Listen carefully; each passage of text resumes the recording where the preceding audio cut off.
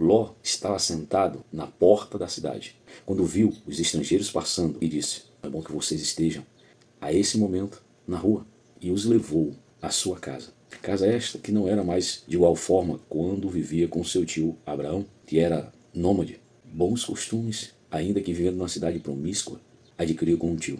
Todavia, ele estava contaminado, cultura ou pela promiscuidade do lugar em que vivia, porque ele ofertou as filhas às pessoas que estavam em busca dos forasteiros que estavam em sua casa. Perceba que o lugar onde Ló vivia o contaminou, pois a Bíblia fala de genros, então se fala de genros, outras filhas ele tinha, mas se perderam na destruição da cidade, se perdeu também a sua esposa. Então isso fala assim dos preceitos que foram quebrados pelo tempo que viveu numa cidade promíscua, longe da cobertura espiritual do seu tio Abraão.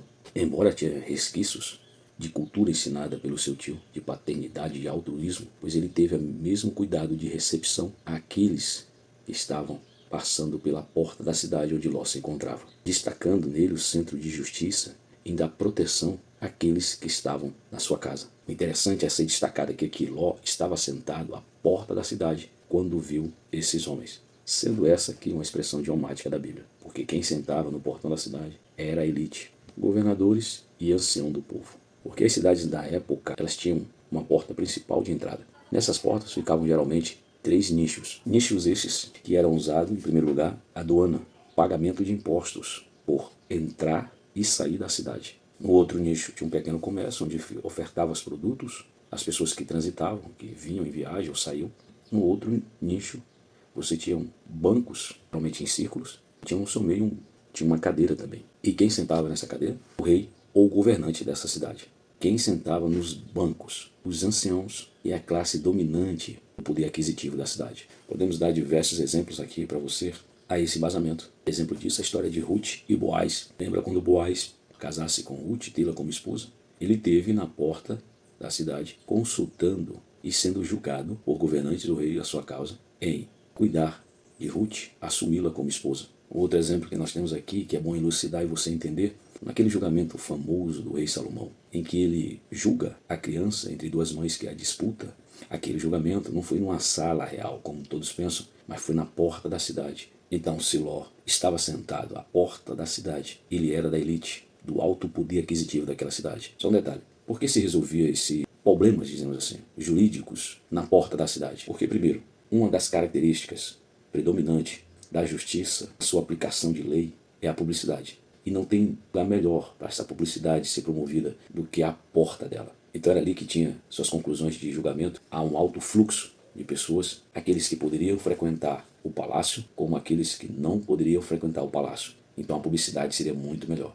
E poderia ver os juízes julgando. O testemunho da mulher de Ló, que dizia: meu marido ficava à porta da cidade, agora não fica mais, como os anciões. E a conclusão que nós temos é que Ló, então, já estava na elite de Sodoma, no alto poder aquisitivo, no ápice aonde o homem conseguiria chegar. Uma visão teológica e hermenêutica que eu tenho sobre isso é que, mesmo distante da cobertura espiritual do seu tio Abraão, ele continuou tendo sucesso. Ele continuou conquistando, possuindo, e chegou a um lugar onde poucos homens de sua época conseguiriam. Então, às vezes, o sucesso, quando ele não tem a sabedoria, com certeza ele vai ruir. Embora essa ruína demore a chegar, nem tudo que significa sucesso financeiro significa uma aprovação de Deus divina. Nem todas as suas conquistas, que te coloca diante dos homens como grande, significa a aprovação de Deus. Lembra do que Deus disse?